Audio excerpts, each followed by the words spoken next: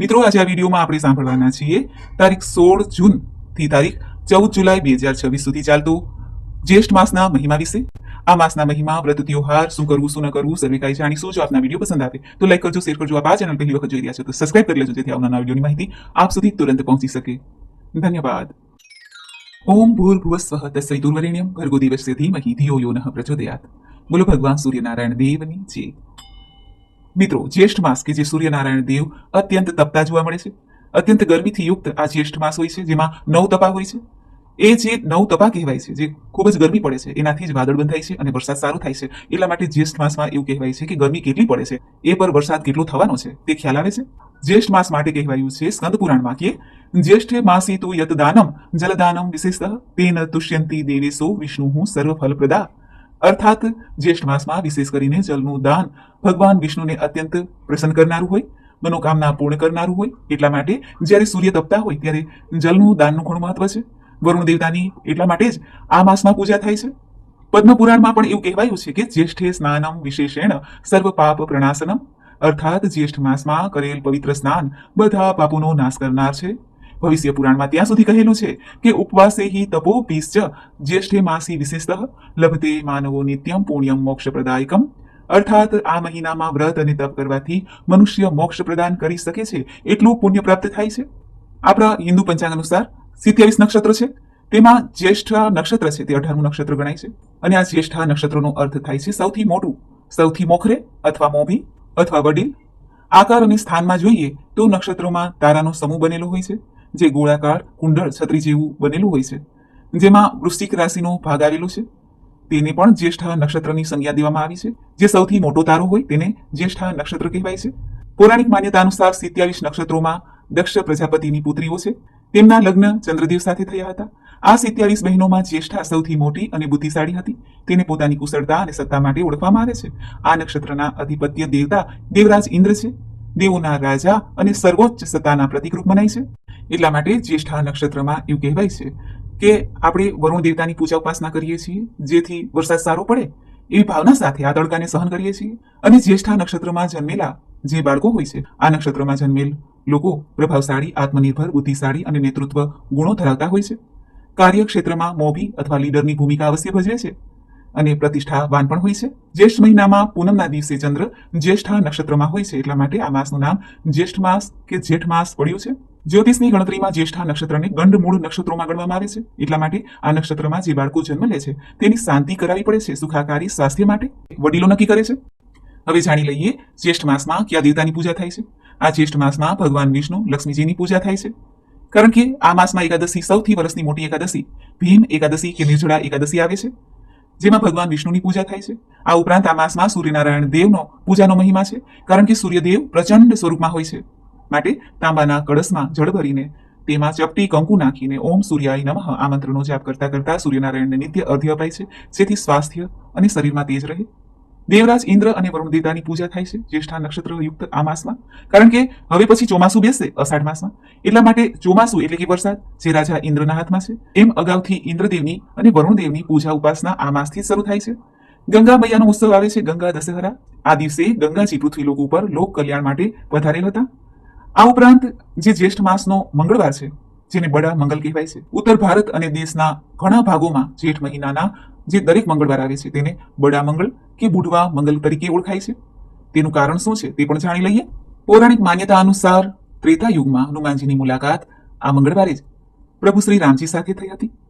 જ્યારે રામ લક્ષ્મણજી સાથે સીતાજીની શોધમાં વનમાં ભટકી રહ્યા હતા, ત્યારે ઋષ્યમુખ પર્વત ઉપર હનુમાનજીની ભેટ બ્રાહ્મણ સ્વરૂપ હતા હનુમાનજી, ત્યારે શ્રી રામજી સાથે મુલાકાત થઈ. સ્વામી અને ભક્તની મુલાકાત પહેલી વાર થઈ હતી. તે હતો જ્યેષ્ઠ માસનો મંગળવાર. આ ઉપરાંત મહાભારત કાળમાં ભીમનું અભિમાન ઓગાળવા માટે શ્રી હનુમાનજીએ એક વૃદ્ધ વાનરનું રૂપ ધારણ કર્યું હતું. તે પણ દિવસ હતો જેઠ માસનો મંગળવાર. તેથી આ મંગળવારને બુઢવા મંગળ પણ કહેવાય છે. લખનૌમાં બડા મંગળવારની ઉજવણી પાછળ એક સુંદર ઐતિહાસિક કથા પણ જોડાયેલી છે. 18મી સદીમાં અલીગંજ લખનૌના નવાબ સાદત અલી ખાનના પુત્ર ખૂબ જ બીમાર પડ્યા હતા. ત્યારે હનુમાનજીની માનતા રાખવાથી તેમના પુત્ર સાજા થઈ ગયા. ત્યારબાદ નવાબની બેગમે ભવ્ય ઉત્સવ હનુમાનજીના મંદિરમાં કર્યો અને હનુમાનજીનું મંદિર પણ બંધાવ્યું. ત્યારથી હિન્દુ મુસ્લિમની એકતાના સ્વરૂપ, ભાઈચારાના પ્રતિકરૂપ આ મંગળવાર ઉજવાય છે. આ દિવસે હનુમાનજીની ખાસ પૂજા થાય છે.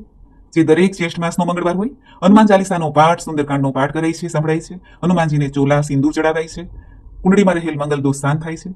ગરમીની સિઝન હોય માટે માટીનો ઘડો ભરીને, જલથી ભરીને છત્રી, પંખા, જૂતા, ચપ્પલ આદિ પણ જરૂરિયાતમંદને દાન કરવું શુભ મનાય છે.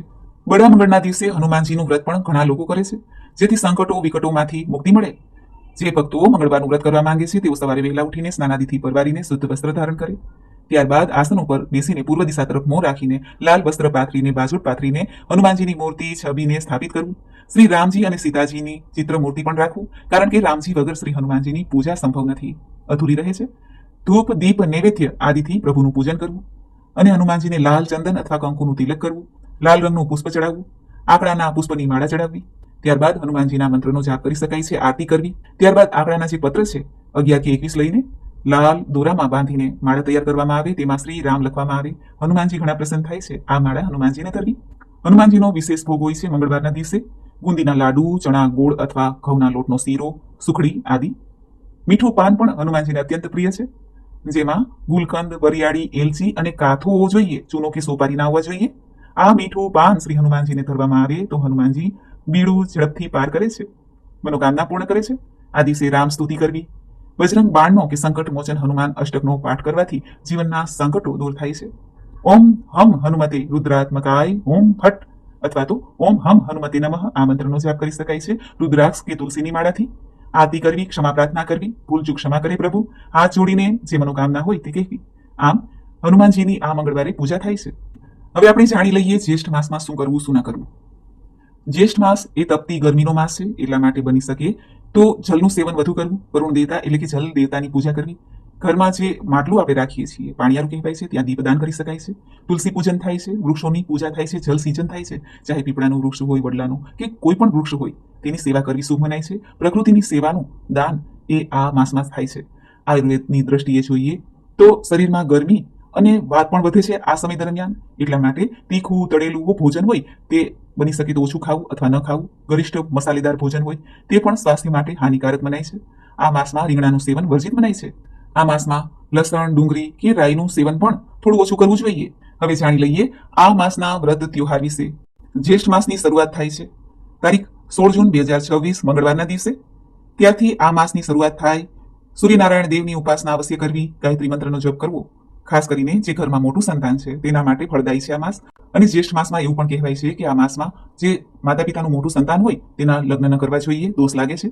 જેઠ માસની શુક્લ પક્ષની ચતુર્થી એટલે વિનાયક ચતુર્થી, જ્યેષ્ઠ માસની શુક્લ પક્ષની છઠ્ઠી એટલે સ્કંદ ષષ્ઠી, કાર્તિકેય સ્વામીનો જન્મોત્સવ મનાવાય છે, કથા સંભળાય છે. તારીખ 21 જૂન 2026 રવિવારના દિવસે જ્યેષ્ઠ સુદ સાતમ એટલે સૂર્ય સપ્તમીનું વ્રત આવે છે. જેઠ માસની શુક્લ પક્ષની નવમી તિથિ સીતા નવમી ઉજવાય છે. જ્યેષ્ઠ માસની સુદ પક્ષની એકાદશી એટલે નિર્જળા એકાદશી, ભીમ એકાદશીનું વ્રત થાય છે. ગાયત્રી માતાનો જન્મોત્સવ પણ આજે મનાવાશે ગાયત્રી જયંતિના રૂપમાં. ભીમ એકાદશી માટે એવું કહેવાય છે કે મહાભારત કાળ દરમિયાન ભીમ સિવાયના બધા પાંડવો, દ્રૌપદી સહિત બધા એકાદશીનું વ્રત રાખતા હતા.